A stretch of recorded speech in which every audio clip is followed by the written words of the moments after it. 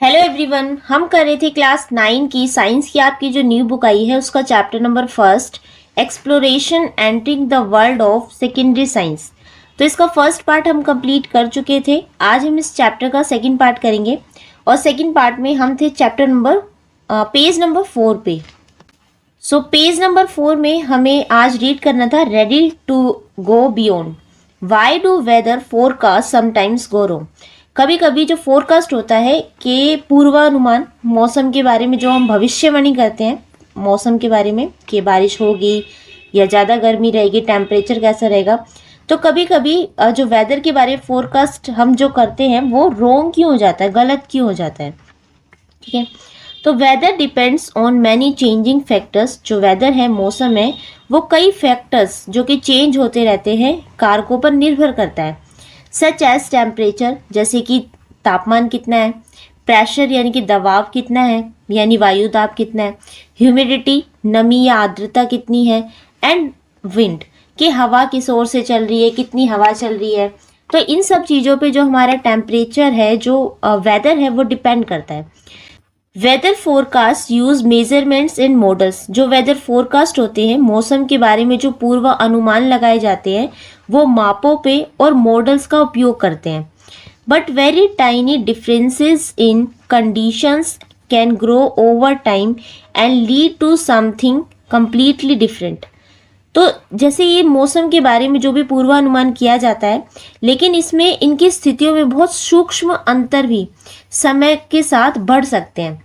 जैसे कि बहुत जो अंतर है, मान लीजिए अगर आज आपने कोई भी वेदर बता दिया कि आज मान लीजिए आज से और 3 दिन तक वेदर इतना रहेगा, लेकिन अगर आप कहेंगे कि 12 दिन बाद या 14 दिन बाद वेदर कितना रहेगा, तो वो ऐसा नहीं हो सकता कि आप उसका भी प्रिडिक्शन एकदम सटीक हो, सही हो, क्योंकि दबाव कितना है, ह्यूमिडिटी कितनी है, जो पहले हवा कितनी चल रही थी, अचानक से मौसम बदल जाता है, हवा तेज हो जाती है, कम हो जाती है। तो बहुत लंबे समय तक हम किसी भी वेदर का प्रिडिक्शन नहीं कर सकते। बहुत कम समय के लिए बताया जाता है कि वेदर कैसा रहेगा, है ना। This is why forecast are usually reliable for a few hours और इवन अ फ्यू डेज। इसलिए जो फोरकास्ट है वो कुछ दिनों के लिए, कुछ घंटों के लिए ही रिलायबल यानी कि विश्वसनीय होते हैं, उन पे हम विश्वास कर सकते हैं।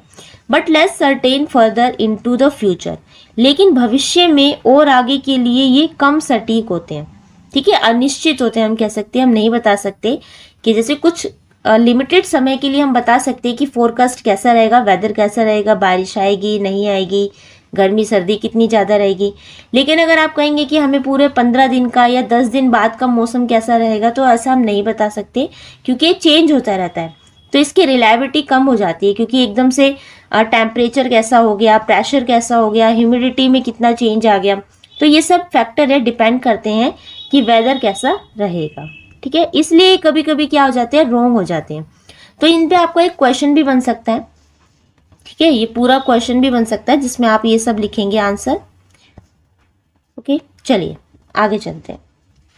Even the most successful scientific theories have limits and may fail when new conditions are explored or when measurements become more precise. तो यहाँ तक कि जो बहुत सफल वैज्ञानिक सिद्धांत होते हैं, साइंटिफिक जो थ्योरीज होती हैं, उनकी भी कुछ लिमिट्स होती है, यानी उनकी भी कुछ सीमाएं होती हैं। May fail when new condition are explored, कभी कभी वो फेल भी हो जाती हैं। जैसे कि पहले कोई सिद्धांत बनाया गया है और नई कंडीशन कुछ आ जाती है, तो वो जो पहले की जो थ्योरीज थी वो क्या होती है, नई परिस्थितियों की खोज के कारण वो फेल हो जाती है, असफल हो जाती है। और when measurements become more precise, जब माप अधिक सटीक हो जाते हैं, तो वे असफल भी हो सकते हैं। क्योंकि जैसे मान लीजिए पहले 2002 में कोई थ्योरी बनी, ठीक है, अब समय के साथ उसमें कुछ चेंज आया, मान लीजिए 2026 में उसमें कुछ चेंज आ गया कि ये इस तरीके से होती है, तो जो थ्योरी पहले बनी हुई थी उसमें चेंज किया जाता है साइंस में। ऐसा नहीं है कि जो पहले बन गया तो उस वही राइट रहेगा हमेशा। साइंस क्या करता है, अपने आप को हमेशा ठीक करता रहता है। हमने साइंस में पहले ही पढ़ा था ना कि साइंस जो है अपने जो सुधार है उसको करता रहता है, तभी साइंस क्या है, रिलायबल है, विश्वसनीय है। तो यहाँ पे जो साइंटिफिक थ्योरीज है कभी कभी फेल भी हो जाती है, तो इसका मतलब ये नहीं है कि हम साइंस पे विश्वास नहीं करेंगे, बल्कि ऐसा है कि साइंस में जो थ्योरीज फेल हो जाती है उसमें कुछ नए एक्सपेरिमेंट हो जाते हैं, तो नई चीज़ें जोड़ ली जाती हैं। ठीक है, such failures are not a weakness of science. ये जो फेलियर्स है ये साइंस की वीकनेस नहीं है। जो भी असफलताएं हैं तो इसे हम साइंस की कमजोरी नहीं कहेंगे। In fact they are its greatest strength, बल्कि ये साइंस की ग्रेटेस्ट स्ट्रेंथ है। यानी कि क्या है, ये उसकी एक कमजोरी नहीं है, बल्कि ये सबसे बड़ी उसकी ताकत है। क्योंकि साइंस क्या होता है, अपनी गलतियों को स्वीकार करता है और गलतियों को स्वीकार करके उसको ठीक भी करता है। ऐसा नहीं है जो पहले गलत है, जो थ्योरी बन गई है आप वही आपको पढ़नी पड़ेंगी। उन थ्योरी में जो भी अगर नई चीज़ें ऐड हुई हैं या चीज़ों में कुछ सुधार करना है उसको सुधार भी करता है, फिर नई तरीके से उसको जो है जोड़ता है। तो ये साइंस की वीकनेस नहीं है, बल्कि ये उसका स्ट्रेंथ है, उसकी ताकत है। When prediction do not match observation, जो भी प्रिडिक्ट किया जाता है, जो भी प्रिडिक्ट किया जाता है, अनुमान लगाया जाता है, वो ऑब्जर्वेशन से मैच नहीं होता। जो भी आपने ऑब्जर्व किया उससे मेल नहीं खाता। Scientist do not reject ideas based on opinion और बिलीफ। जो साइंटिस्ट होते हैं वो क्या करते हैं, किसी भी ओपिनियन के कारण या बिलीफ के कारण कोई भी जो आइडियाज़ है उसको रिजेक्ट नहीं करते। कि जैसे किसी का भी कोई राय है, विश्वास है, उसके आधार पर जो विचारों को वो रिजेक्ट नहीं करते हैं, बट ओनली ऑन एविडेंस, बल्कि एविडेंस, सबूत होना चाहिए, साक्ष्य प्रमाणों के आधार पर ही वो किसी चीज़ को रिजेक्ट करते हैं। ऐसा नहीं है कि अगर साइंस में कोई थ्योरी बनी है या कोई एक्सपेरिमेंट हुआ है, उसके बारे में मेरी ये राय है, अगर ये ऐसा होता, मान लीजिए जैसे कोई कह रहा है कि इस एक्सपेरिमेंट में शायद ऐसा होगा, तो ये शायद को नहीं मानता है साइंस, बल्कि ये उसके लिए एविडेंस चाहिए होते हैं। क्या निष्कर्ष निकला है, कौन सा एक्सपेरिमेंट किया गया, उसके बाद क्या आंसर निकला है, उसको ये मानता है। ठीक है, no scientific theory is ever final and more is beyond question. तो कोई सी भी जो साइंटिफिक थ्योरी है, वैज्ञानिक कोई सा भी सिद्धांत है, वो फाइनल नहीं है, अंतिम नहीं है, और ना ही कोई संदेह से परे होता है। संदेह से परे यानी कि उस पर ऐसा नहीं है कि आप उस पर रिजेक्ट नहीं कर सकते, उस पर क्वेश्चन नहीं उठा सकते, बियॉन्ड क्वेश्चन नहीं है। जब भी चाहे, अगर आपको कोई जो भी थ्योरी बनी है, किसी के बारे में कोई बात ऐसी है कि मतलब कोशिका के बारे में कुछ ऐसी चीज़ है, सेल्स ऐसी होती हैं, तो अब ऐसा नहीं है कि वो ऐसी ही रहेगी। अगर उस पर दोबारा से कोई एक्सपेरिमेंट किया गया है और उस पर कुछ नया आंसर निकला है, तो उस पर आप क्वेश्चन भी उठा सकते हैं। ठीक है, this openness to being corrected by nature itself is what has allowed science to help us in understanding the world we live in। तो ये सब चीज़ें हैं जो प्रकृति द्वारा स्वयं सुधारे जाने की जो ओपननेस है, खुलापन है, जिसने साइंस को यानी विज्ञान को उस दुनिया को समझने में हमारी मदद करने की जो है अनुमति दी है जिसमें हम रहते हैं। ठीक है, साइंस ये हमें अलाउ करता है कि हम उस दुनिया को समझें कि किस तरीके से दुनिया है और वर्ल्ड वी लिव जिसमें हम रहते हैं। तो ये क्या होता है, साइंस हमारी हेल्प करता है। ठीक है, और इन चीज़ों को करेक्ट भी करता है। पुरानी जो चीज़ें हैं अगर हमने उसको एक्सेप्ट कर रखा है और आंसर, अब जो एक्सपेरिमेंट हो रहे हैं, ऑब्जर्वेशन के आधार पर कुछ नई चीज़ें हो रही हैं, तो उसको साइंस ऐड ऑन करता है। ठीक है, यही साइंस की वीकनेस नहीं है, बल्कि एक ग्रेटेस्ट स्ट्रेंथ भी है। चलिए, फिर है threads of curiosity. Checking viral claims on social media is eating food harmful during an eclipse. Eclipse होता है ग्रहण। तो सोशल मीडिया पर वायरल दावों की जांच, क्या ग्रहण के दौरान भोजन करना हानिकारक होता है? आपने सुना होगा, आपके घर के आसपास जो भी लोग हैं, आपके घर में जो लोग हैं, तो वो कहते हैं जब भी कोई चंद्र ग्रहण लग रहा हो या सूर्य ग्रहण लग रहा हो तो उसमें खाना नहीं खाना चाहिए, भोजन नहीं करना चाहिए। क्यों? क्योंकि वो हार्मफुल हो जाता है। ऐसा होता है। तो इसके लिए साइंस क्या कहता है? ऐसा नहीं होता है। देखिए, इसमें साइंस ने क्या कही है, a commonly circulated claim is that, एक आमतौर पर एक प्रचारित दावा है, food should not be eaten during the eclipse because it becomes harmful, कि जो ग्रहण के दौरान भोजन नहीं करना चाहिए क्योंकि वह हार्मफुल हो जाता है, हानिकारक हो जाता है। This proof comes from asking simple scientific question. अंधविश्वास अक्सर साधारण वैज्ञानिक प्रश्न पूछने से बचता है। अंधविश्वास यानी कि ऐसी चीज़ों को अगर हम विश्वास कर लेते हैं, अंधविश्वास होता है अंधाविश्वास, हमने उसके बारे में जाना नहीं, ऐसा क्यों होता है, इसके पीछे क्या साइंटिफिक रीज़न है, उसको बिना जाने ही हम क्या करते हैं, इसको एक्सेप्ट कर लेते हैं, बल्कि हमें क्या करना चाहिए, वैज्ञानिक जो है, एक साधारण जो इंसान है वो वैज्ञानिक प्रश्न पूछने से बचता है। An eclipse is just a play of shadow. जो एक्लिप्स है, जो भी ग्रहण लगते हैं, वो बस शेडो का यानी कि छांव का एक खेल है। What physical change occurs during an eclipse. कौन सी फिजिकल चेंज होते हैं एक्लिप्स के दौरान, ग्रहण के दौरान वास्तव में क्या चेंज होते हैं, ये आपको पता होना चाहिए। ये कुछ साधारण से क्वेश्चंस है। दूसरा है does temperature changing significantly. Does food go bad if it is left in a shadow. क्या छाया में रहने से सच में भोजन खराब हो जाता है, क्या भोजन में कुछ बदलाव आता है। You will conclude that no physical, chemical और biological mechanism support such a claim. तो आप जल्दी ये समझ जाएंगे कि किसी भी दावे का समर्थन करने के लिए कोई भी भौतिक, रासायनिक या जैविक तंत्र मौजूद नहीं है। क्योंकि एक्लिप्स क्या होता है, एक्लिप्स होता है, एक तो होता है आपका सूर्य ग्रहण, एक होता है चंद्र ग्रहण। चंद्र ग्रहण कब लगता है, मान लीजिए चंद्रमा है आपका, मून, और ये है आपका सन। इसके बीच में अगर आपकी अर्थ आ जाए तो अर्थ की जो शैडो होती है वो आपकी मून पे पड़ जाती है, इसलिए वो चंद्र ग्रहण हो जाता है। एक होता है आपका सूर्य ग्रहण। सूर्य ग्रहण होता है आपका, ये है आपका सन, ठीक है, ये है आपकी अर्थ। इसके बीच में अगर मून आ जाए तो जो सन की जो रोशनी है वो अर्थ पे नहीं आ पाती, उसके बीच में मून आ जाता है, तो इसलिए क्या होता है यहाँ पे इसमें सूर्य ग्रहण लग जाता है। क्योंकि अर्थ पे जो सन की रोशनी नहीं पहुंच पाती, बीच में मून आ जाता है, तो यहाँ पे सूर्य ग्रहण लग जाता है। तो ग्रहण या एक्लिप्स इस तरीके से होते हैं।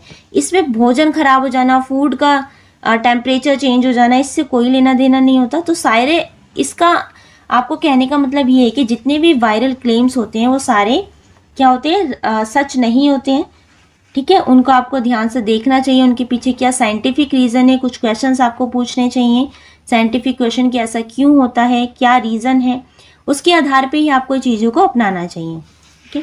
चलिए आगे चलते हैं। As you continue your journey through science in grade 9 and 10, you will gradually develop habits of thinking that are useful far beyond the classroom। तो जैसे जैसे आप कक्षा 9 और 10 में विज्ञान की अपनी जो जर्नी है आगे जारी रखेंगे, आपकी जो धीरे धीरे सोचने की जो शक्ति है, थिंकिंग है, हैबिट्स हैं, डेवलप होंगी अलग अलग। जैसे आप सिर्फ ये नहीं है कि आप क्या पढ़ रहे हैं, क्लासरूम के अंदर क्या पढ़ रहे हैं, सिर्फ वहीं तक नहीं सोचेंगे, आपकी थिंकिंग और ज़्यादा जो है बड़ी होगी। आप क्लासरूम के बाहर भी सोचेंगे, जैसे लिखा है ना बियॉन्ड द क्लासरूम, क्लासरूम के बाहर जो आपकी जो लाइफ है उसके बारे में भी आप क्रिटिकल थिंकिंग वहाँ पे लगाना शुरू करेंगे। A helpful strategy is to first understand the situation being studied. तो सबसे हेल्पफुल जो स्ट्रैटेजी है, पढ़ने का जो तरीका है, एक सहायक जो रणनीति है, सबसे पहले क्या है, फर्स्ट अंडरस्टैंड द सिचुएशन। सबसे पहले आपको जो भी स्थिति है, सिचुएशन है, उसको जो आप पढ़ रहे हैं उसको आपको समझना है। Then identify the quantities that matter. उसके बाद कौन कौन सी क्वांटिटीज हैं जो इस मैटर में है उसको आपको पहचानना है। And finally make a rough estimate to check whether an answer make sense. उसके बाद आपको एक रफ सा एस्टिमेट लगाना है।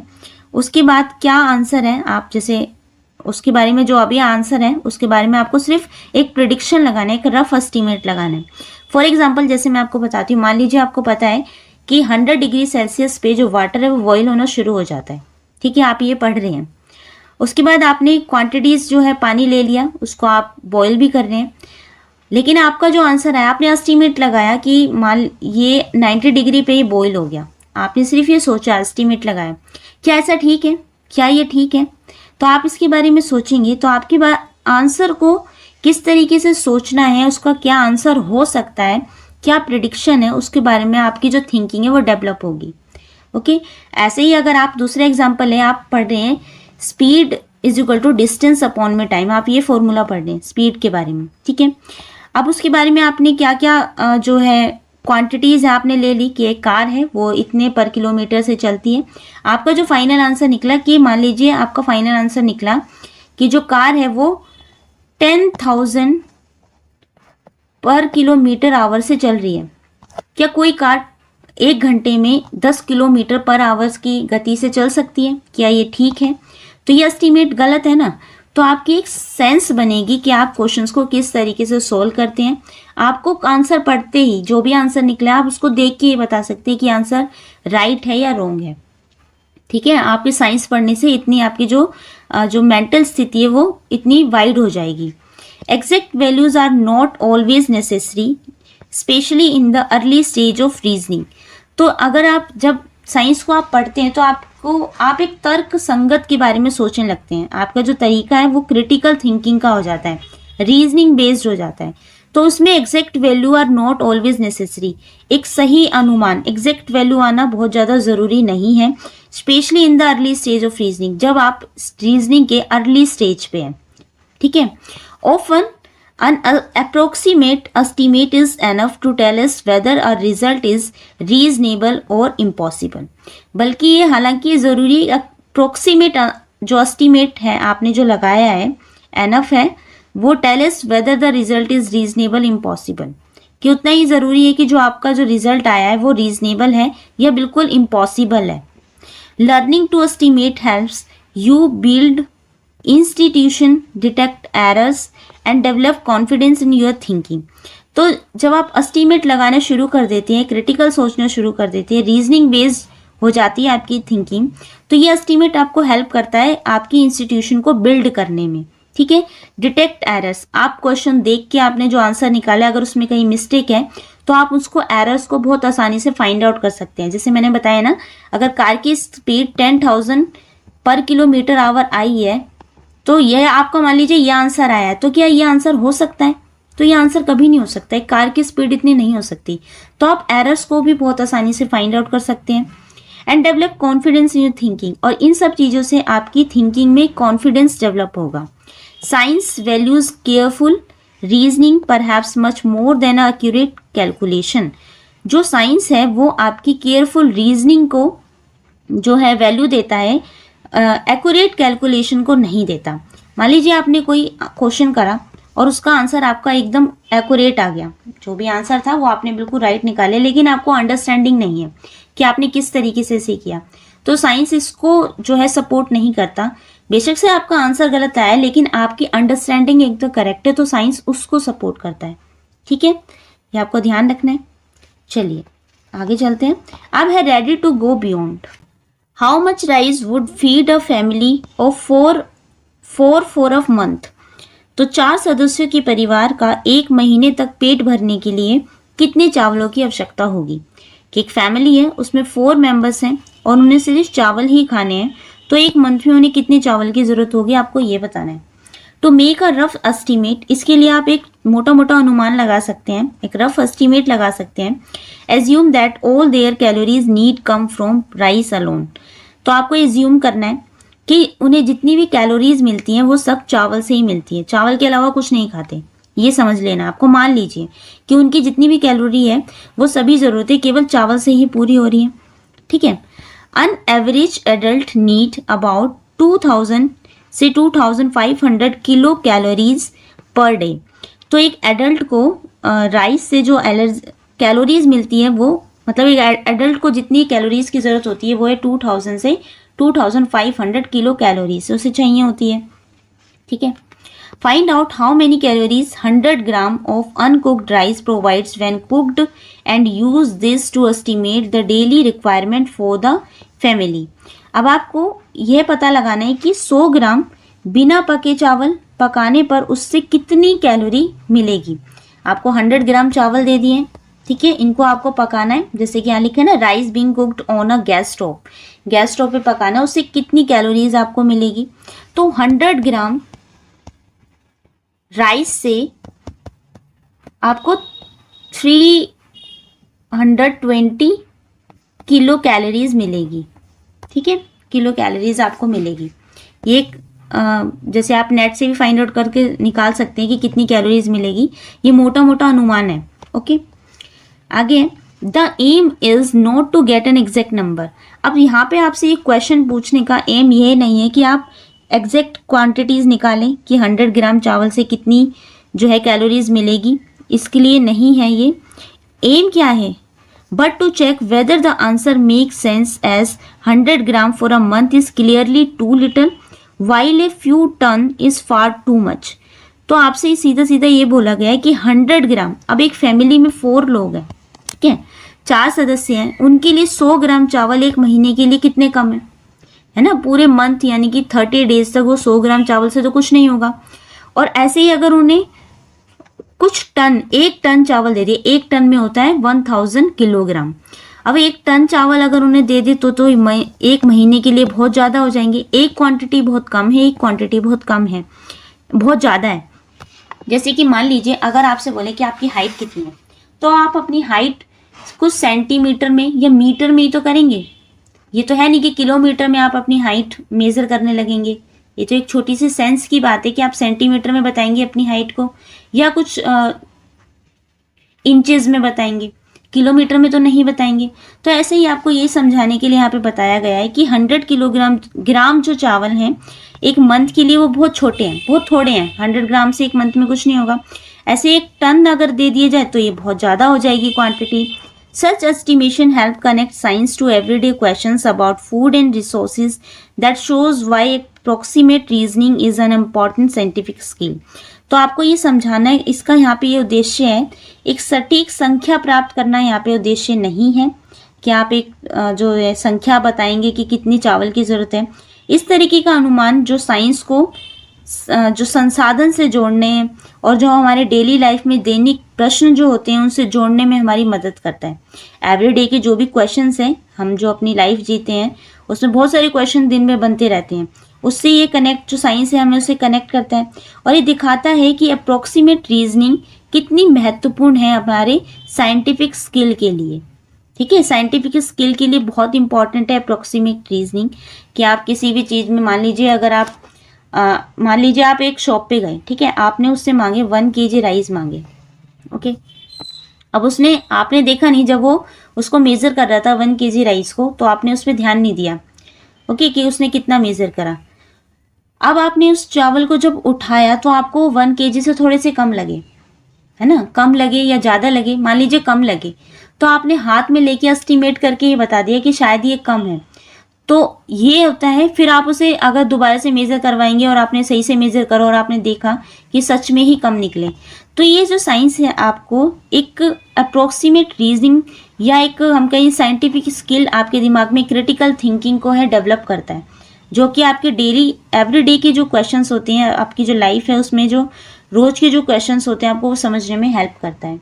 ओके, चलिए आगे है। अब आपको दिया है example number 1.3, estimate how many litres of air you breathe in a day.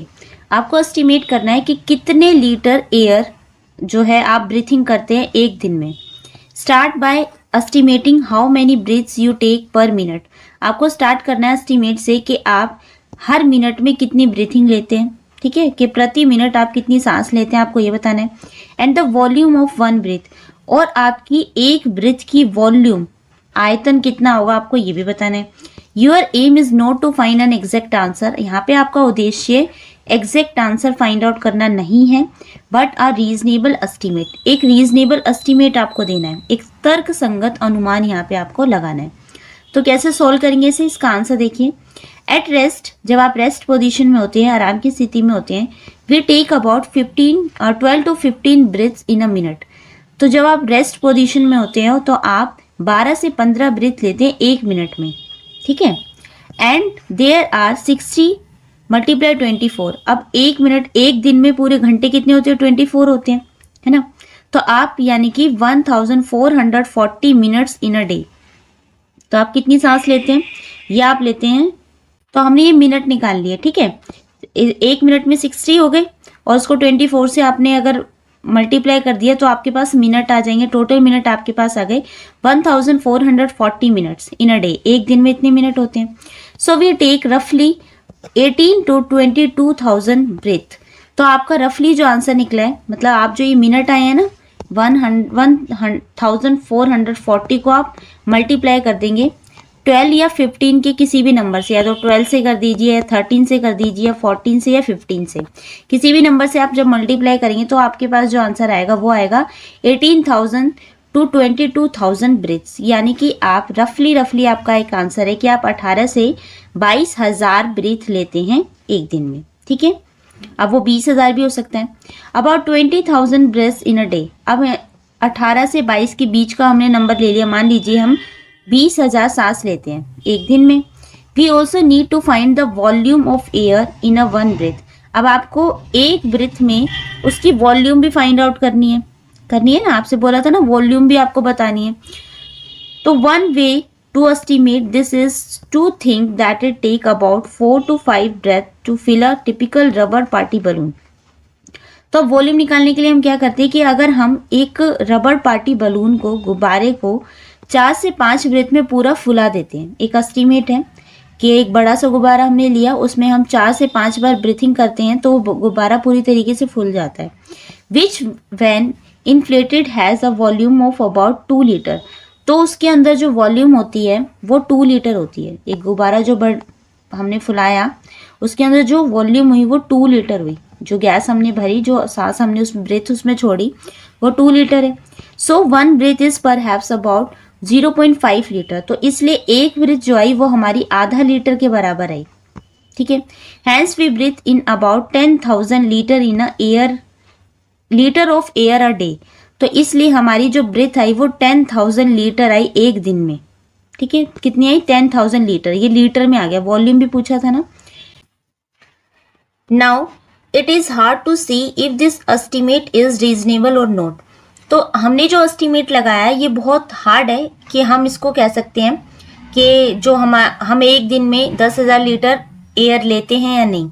तो बहुत हार्ड है, ये एक अप्रोक्सीमेट आंसर है, एग्जैक्ट आंसर नहीं है।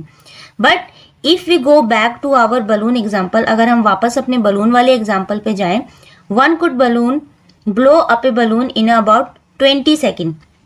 तो हम एक बलून 20 सेकेंड में बलून करते हैं। ठीक है, एक बलून जो है 20 सेकेंड में हम फुला देते हैं। So maybe we could fill 3 balloons in a minute. अब एक बलून को हम 20 सेकेंड्स में फुला देते हैं, यानी कि एक और 20 सेकेंड, यानी कि ये हो गया आपका 30 सेकेंड। 30 सेकेंड का 60 सेकेंड, 60 सेकेंड का आपका 1 मिनट होता है। सो हम 1 मिनट में 3 बलून्स को फुलाते हैं। ओके, वही लिखा है यहाँ पे कि 20 सेकेंड में अगर हम एक बलून को फुलाते हैं तो यानी कि हम जो है 60 सेकेंड में, यानी कि 1 मिनट में 3 बलून्स को फुलाते हैं। ओके, अब आप आगे देखिए। अब इसमें है एक बलून में हम कितनी लीटर हवा फिल करते हैं, जैसे कि अभी हमने ऊपर पढ़ा 2 लीटर, है ना। और हमें बताए कि 1 मिनट में अगर हम 3 बलून्स फुलाते हैं और ये होते हैं हमारे 24 आवर्स में 1440 मिनट्स होते हैं। 1440 मिनट्स होते हैं पूरे 24 आवर्स में, और 1 मिनट में हम 3 बलून्स फुलाते हैं। इसको आप 3 से मल्टीप्लाई कर देंगे।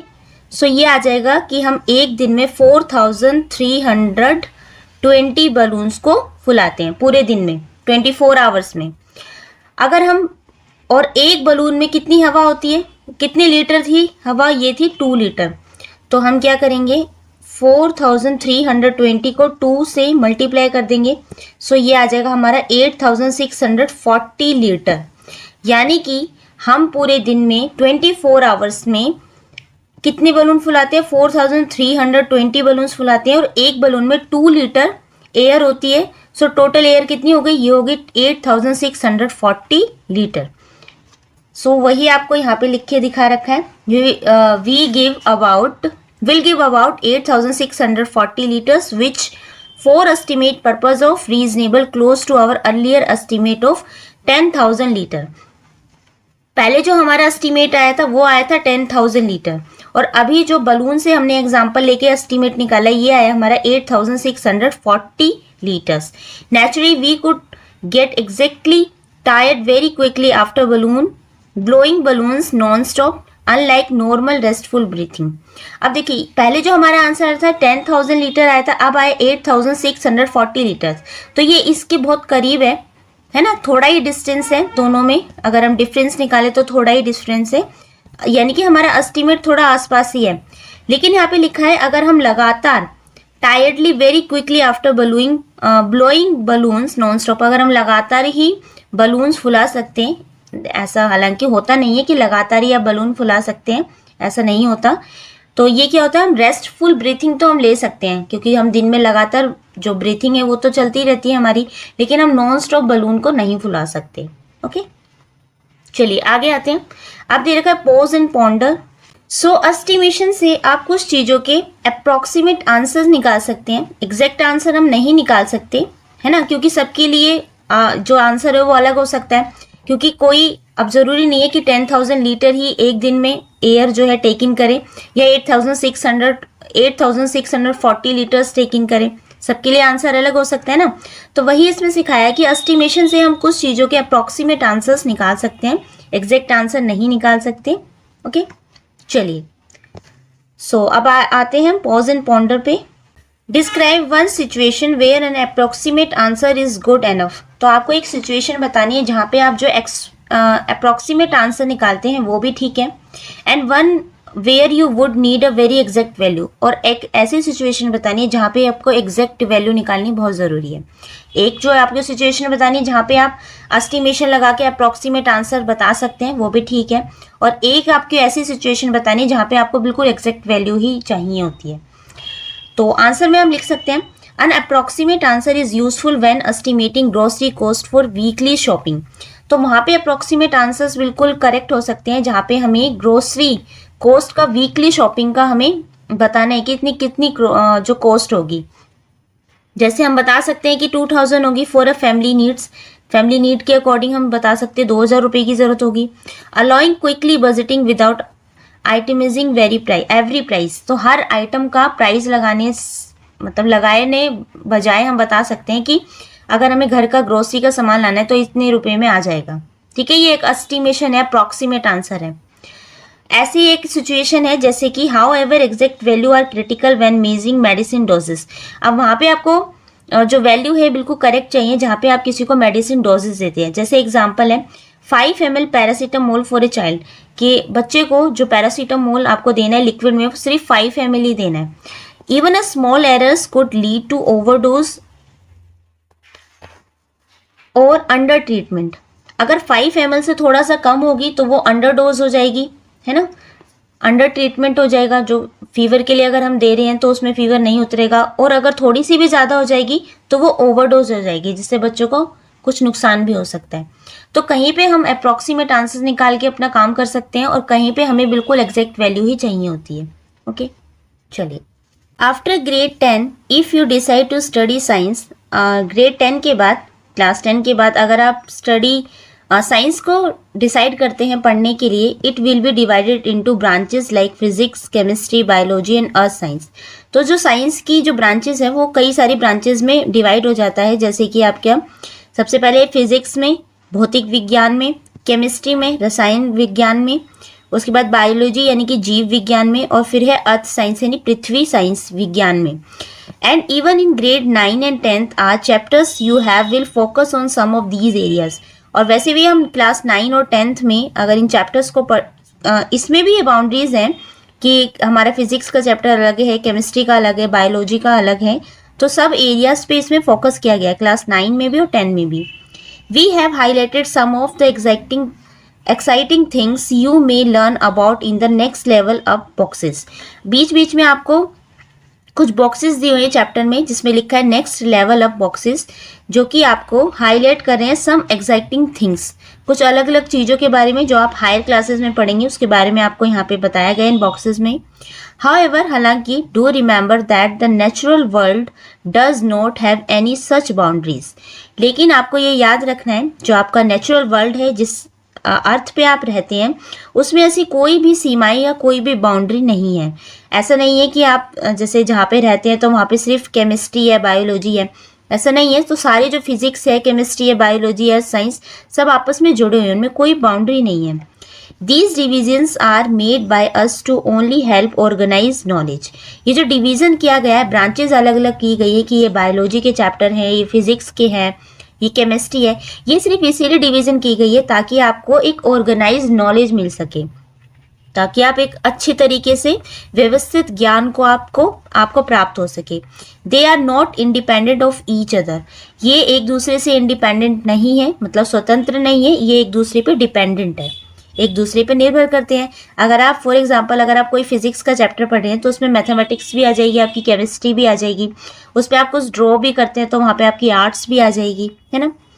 Most of the real world problems today, आज की जो भी रियल वर्ल्ड की जो भी प्रॉब्लम्स हैं, अधिकांश जो समस्याएं हैं, such as understanding climate changing, जैसे कि अगर आप क्लाइमेट चेंजिंग की जलवायु परिवर्तन को समझना चाहते हैं, डेवलपिंग मेडिसिन्स, और जो नई नई जो मेडिसिन्स डेवलप हो रही हैं, और designing sustainable technologies requires ideas from several disciplines together science.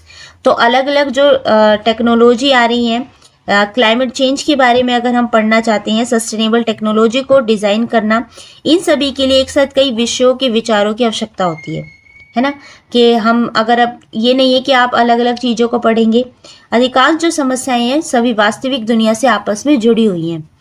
Also connects naturally with mathematics, ये कनेक्ट भी है किससे? Science also connect with naturally mathematics, जो हमारा विज्ञान है, साइंस है, वो मैथमेटिक्स से भी जो है जुड़ा हुआ है, टेक्नोलॉजी से भी जुड़ा हुआ है, आर्ट्स से भी जुड़ा हुआ है, एंड सोशल साइंस से भी। कैसे? जैसे अगर आप साइंस में अगर आप स्पीड ही पढ़ रहे हैं तो उसका एक फॉर्मूला होता है, speed is equal to distance upon में टाइम। तो आपको कुछ मैथमेटिक्स टर्म वहाँ दी होती है कि इतने टाइम में इतना डिस्टेंस कवर किया गया, तो आप उसे सॉल्व करते हैं, वहाँ पे आपकी मैथ्स की ज़रूरत होती है। नई नई टेक्नोलॉजी जो आती है, कैसे उनका डेवलपमेंट हुआ, तो वो नई नई टेक्नोलॉजी भी हमारी साइंस से जुड़ी होती है, आर्ट्स से भी होती है, क्योंकि आप एक्सपेरिमेंट कर रहे हैं तो वहाँ पे आपको कुछ ड्रॉ भी करना होता है ना, ड्राइंग भी करनी होती है, तो वहाँ पे आपका आर्ट्स जुड़ा हुआ है। ऐसे सोशल साइंस तो आपका जुड़ा हुआ है साइंस से, है ना। तो सारे जो सब्जेक्ट है वो साइंस से जुड़ा हुआ है, तो साइंस अलग नहीं है। To make sense of the world fully we need to connect multiple ways of knowledge and expressing ideas, each enriching the other. To make sense of the world fully, तो हमारे जैसे दुनिया को पूरी तरह से समझने के लिए, हमें जानने और विचारों को व्यक्त करने के लिए ये जो तरीके हैं ये आपस में जोड़ने की आवश्यकता होती है। कि अगर हम ये जानना चाहते हैं कि हमारे क्या विचार हैं, क्या एक्सपेरिमेंट है, किस तरीके से टेक्नोलॉजी आ रही है, कैसे काम हो रहा है, तो इन सभी चीज़ों को हमें आपस में जोड़ने की ज़रूरत होती है, जहाँ प्रत्येक तरीका एक दूसरे को एनरिचिंग आगे बढ़ाता है। ठीक है, तो साइंस अलग नहीं है, साइंस सभी सब्जेक्ट से जुड़ी हुई है।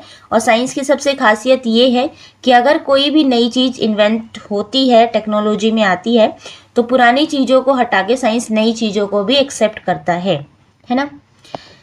अब आपको फिर से एक पॉज एंड पॉन्डर दिया हुआ है। Choose a real life object में भी, अब आपको एक रियल लाइफ ऑब्जेक्ट चूज करना है, चाहे आप प्रेशर कुकर को चूज कर सकते हैं या मोबाइल फ़ोन ले सकते हैं। और अ प्रॉब्लम में be a traffic jam near school, या आपके स्कूल के बाहर पास में ट्रैफिक जाम लगता है, या इन तीनों में से कोई भी आपको एक प्रॉब्लम लेनी है।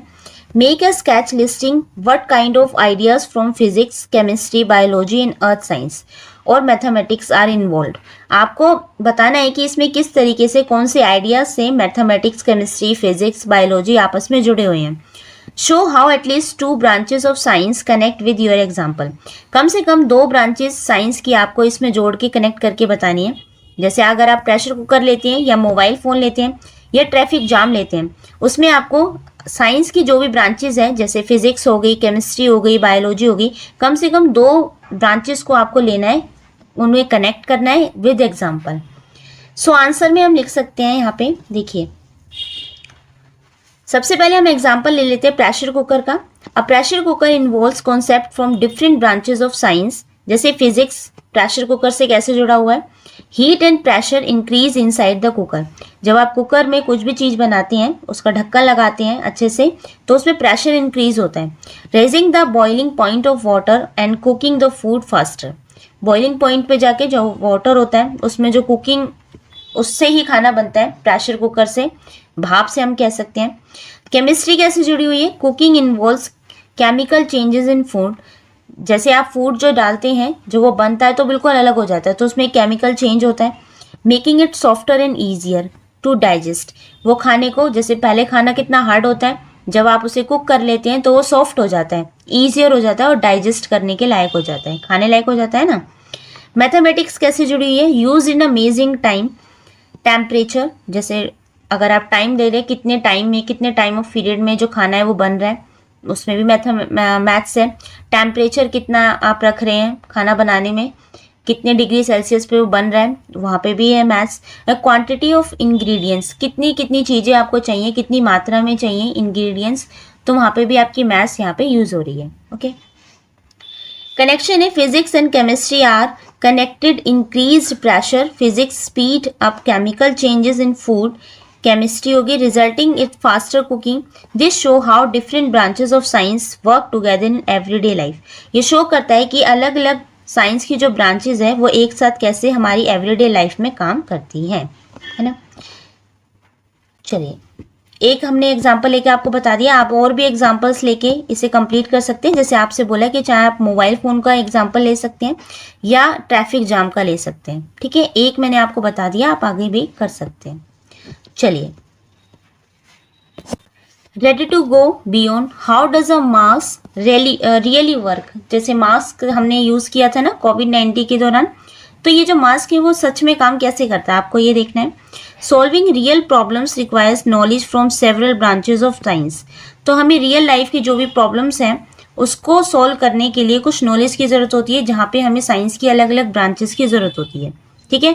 उनका ज्ञान होना हमें बहुत ज़रूरी है कि साइंस में जो ब्रांचेज है, केमिस्ट्री है, मैथ्स है, फिजिक्स है, वो किस तरीके से काम करती है। ड्यूरिंग द कोविड-19 पैंडमिक, तो कोविड-19 के समय हमें we all used mask for safety. तो सबने मास्क यूज़ किया था सेफ्टी के पर्पज़ से, कि हम अपने मुंह पे मास्क लगाएं ताकि जो वायरस है वो कोविड-19 का जो वायरस है वो हमसे दूर रहे। Understanding how a mask works requires concept from physics. अब मास्क कैसे काम करता है उसके कॉन्सेप्ट को समझने के लिए सबसे पहले हम फिजिक्स का देखते हैं कि फिजिक्स ने हमें बताया कि पार्टिकल मोशंस एंड इलेक्ट्रोस्टिक अट्रैक्शन। तो जो पार्टिकल्स होते हैं, मोशन होते हैं, वो एक दूसरे से कैसे फैलते हैं, कैसे चिपक जाते हैं। इलेक्ट्रोस्टैटिक अट्रैक्शन होता है इनमें, जिससे वो एक दूसरे से चिपक जाते हैं, ये हमें फिजिक्स ने बताया। केमिस्ट्री है जो properties of polymer fibres. Chemistry ने बताया कि किस टाइप का हमें कपड़ा यूज़ करना है, ठीक है। जैसे पॉलीमर फाइबर्स का बताया कि जो ये वाला कपड़ा लेना है जिससे जो वायरस है वो ज़्यादा फैल नहीं पाएगा। And biology, size and behaviour of virus. Biology ने काम किया कि जो वायरस का जो साइज कितना है और उसका बिहेवियर कैसा है, कि वो किस तरीके से फैलता है, कैसे मोशन करता है, कैसे दूसरी जगह पे फैलता है, उसके बारे में इसने बात की। And mathematics, modelling air flows and filtration efficiency. और मैथमेटिक्स ने काम किया कि जो मॉडलिंग एयर फ्लो, कि कितने वायरस हैं जो अगर कोई खांसता है, छींकता है, उसके थ्रू ये वायरस ट्रैवल करता था ना, तो कितने वायरस हैं जो एक बार में एयर फ्लो में इधर से उधर जाते हैं। फिल्ट्रेशन एफिशिएंसी कितनी है, जो भी हम कपड़ा यूज़ कर रहे हैं मास्क के रूप में, उसकी एफिशिएंसी कितनी है, कितने वायरस हैं जो उसमें नहीं जा सकते। तो मैथ्स ने इसमें काम किया। बेसिकली हमें ये बताया गया है कि अगर हमने कोविड-19 के दौरान जो मास्क यूज़ किया था उनको बनाने का पर्पज़ ये था कि साइंस की हर ब्रांचेज ने इसमें काम किया।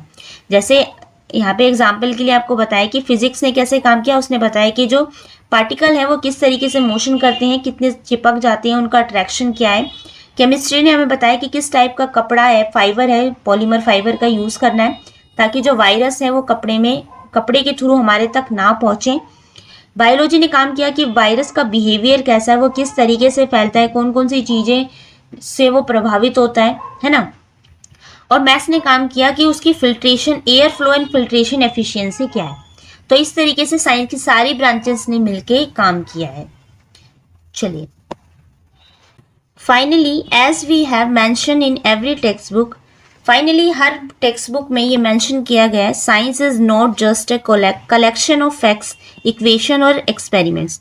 साइंस सिर्फ ये नहीं है कि फैक्ट्स का कलेक्शन है या इक्वेशंस है या एक्सपेरिमेंट है कि आपको सिर्फ फैक्ट्स याद करने हैं या इक्वेशंस को आपको दिया हुआ है मैथ्स की, उनको आपको सोल्व करना है। साइंस सिर्फ ये नहीं है, it is a human activity shaped by curiosity, creativity, collaboration and careful questioning. Science जुड़ा है आपकी ह्यूमन एक्टिविटी से, जो शेप देता है साइंस को आपकी क्यूरियोसिटी, कि किस तरीके से किसी चीज़ को पीछे की क्या जानकारी है, कि आप जानना चाहते हैं कि ये चीज़ कैसे हुई, आपकी क्यूरियोसिटी से साइंस बनी है। आपकी क्रिएटिविटी से आपकी साइंस बनी है। कोलैबोरेशन से, जो भी आप एक्सपेरिमेंट करते हैं, साथ में करते हैं, सहयोग से साइंस बनी है। और केयरफुल क्वेश्चनिंग से, सावधानी पूर्वक प्रश्न पूछने से आपकी जो साइंस है वो बनी है। It grows as people ask questions, ये ग्रो करती है जब लोग प्रश्न पूछते हैं। टेस्ट आइडियाज़, जो भी आइडियाज़ हैं उनका टेस्ट करते हैं। शेयर रिजल्ट्स, हम जो भी रिजल्ट्स आए हैं, परिणाम आए हैं, उसको शेयर करते हैं। एंड लर्न फ्रॉम मिस्टेक्स, और अपनी गलतियों से सीखते हैं। Science develops over time through, science सिर्फ एक दिन में नहीं बनी है, ये समय के साथ धीरे धीरे हम अपनी गलतियों से सीखते जाते हैं, उनसे ही साइंस बनी है। The work of many individuals across different cultures and generation, तो साइंस एक समय में नहीं बनी है, इसको बनने में टाइम लगा है, जिसमें बहुत सारी इंडिविजुअल्स ने जो अलग अलग कल्चर के हैं, अलग अलग जनरेशन के हैं, अलग अलग पीढ़ियों के हैं, संस्कृतियों के हैं, उन लोगों ने जब साथ में काम किया है तब हमारी साइंस विकसित हुई है। Even if you do not choose to study science beyond grade 10, अगर आप 10वीं के बाद, क्लास 10 के बाद आप सब्जेक्ट चूज करते हैं ना, चाहे आप साइंस लें, मैथ्स लें या आर्ट्स लें, तो अगर आप साइंस को चूज भी नहीं करते हैं, scientific thinking will be very important in what ever you do, लेकिन आपकी जो साइंटिफिक थिंकिंग है, एक वैज्ञानिक सोच है, चाहे आप कुछ भी काम कर लीजिए, उसमें आपकी बहुत ज़रूरत है। इवन अगर आप अपनी रसोई में दही भी जमा रहे हैं, उसके पीछे भी क्या साइंटिफिक लॉजिक है, किस तरीके से वो दही जमता है, कौन से बैक्टीरिया वहाँ पे काम करते हैं, वो आपको सब कुछ जानना ज़रूरी होता है। ठीक है, तो अगर आप 10th के बाद भी साइंस नहीं पढ़ते हैं तो भी आपकी साइंटिफिक एक थिंकिंग होना, आप कुछ भी काम करें, बहुत ज़रूरी है। It helps you understand the technology that surround you, तो ये हेल्प करती है कि कौन सी टेक्नोलॉजी आई है आपके आसपास, उसको समझने में। And helps you evaluate information critically and make sense of the world you live in, तो जिस वर्ल्ड में आप रहते हैं उसको इवेल्युएट करना, इन क्या इन्फॉर्मेशन है उसे क्रिटिकल इवेल्युएट करना, ये भी आपको साइंस बताता है। ठीक है, as you begin this stage of exploration, तो आप जैसे इस स्टेज एक्सप्लोरेशन को शुरू करते हैं, science invites you not only to learn about the world, science सिर्फ ये नहीं करता, आपको इन्वाइट नहीं करता कि सिर्फ आप जो वर्ल्ड के बारे में चीज़ें हैं उसको लर्न कर लीजिए, but also to learn how we are trying to understand it, आपको ये भी बताता है कि जो भी चीज़ें हो रही हैं या जो चीज़ आप पढ़ रहे हैं उसके पीछे का कारण क्या है, जो भी फैक्ट्स आप पढ़ रहे हैं उसके पीछे का रीज़न क्या है, वो भी आपको साइंस समझने में आपकी हेल्प करता है ना, कि हम इससे समझने की कोशिश करें कि जो हो रहा है वो कैसे हो रहा है, क्यों हो रहा है, ये भी आपको साइंस बताता है। Embark on your journey of discovery, embark होता है शुरू करना, तो खोज की अपनी यात्रा पर जो आप शुरू कर रहे हैं, डिस्कवरी की यात्रा जो आप शुरू कर रहे हैं, looking carefully through the magnifying glass of evidence and guided by compass of curiosity, तो आपको चैप्टर के, जैसे हमने शुरुआत में चैप्टर में पढ़ा था कि आपको जहाँ पे पेज नंबर दिए हुए हैं वहाँ पे आपको एक तरफ मैग्नीफाई ग्लास दिया हुआ है, एक तरफ कंपास दिया हुआ है, जो कि शो करता है कि आप, मैग्नीफाई ग्लास आपको ये शो करता है कि जो भी चीज़ आप पढ़ रहे हैं उसको लुकिंग केयरफुली, बहुत ध्यान से पढ़ना है। ठीक है, और ऑफ द एविडेंस के साथ आपको पढ़ना है। उसके बाद guided by compass of curiosity, जिज्ञासा के कंपास के द्वारा ये निर्देशित किया जाता है कि जो कंपास है कि जो भी आप पढ़ रहे हैं उसकी दिशा क्या होनी चाहिए। ऐसा नहीं है कि आप कुछ भी पढ़ रहे हैं, कहीं से भी पढ़ रहे हैं, वो किस तरीके से लिंक कर रहा है, जो भी फैक्ट आप पढ़ रहे हैं उसके पीछे का जो कारण है वो कैसे लिंक कर रहा है दूसरी चीज़ों से, वो भी आपको पढ़ना है। तो कंपास है वो हमें दिशा दिखाता है कि आप सही डायरेक्शन में पढ़ रहे हैं या नहीं, और जो मैग्नीफाई ग्लास है वो आपको ये बताता है कि जो भी नॉलेज आप ले रहे हैं उसको बहुत डीपली पढ़िए, बहुत केयरफुली उसको ऑब्जर्वेशन करिए। Okay, happy exploring. सो बच्चों ये था आपका first chapter. So first chapter ज़्यादा लेंथी नहीं था, ज़्यादा इसमें क्वेश्चंस भी नहीं है, आपको ये समझाया गया है कि साइंस किस तरीके से आपसे जुड़ी हुई है, हर सब्जेक्ट से कैसे जुड़ी हुई है, साइंस का आपके पूरे जीवन में जो आप जीते हैं उसमें क्या रोल है, आपको ये समझाया गया है। आई होप आपको चैप्टर बहुत अच्छे से समझ में आया होगा। Thank you so much for watching.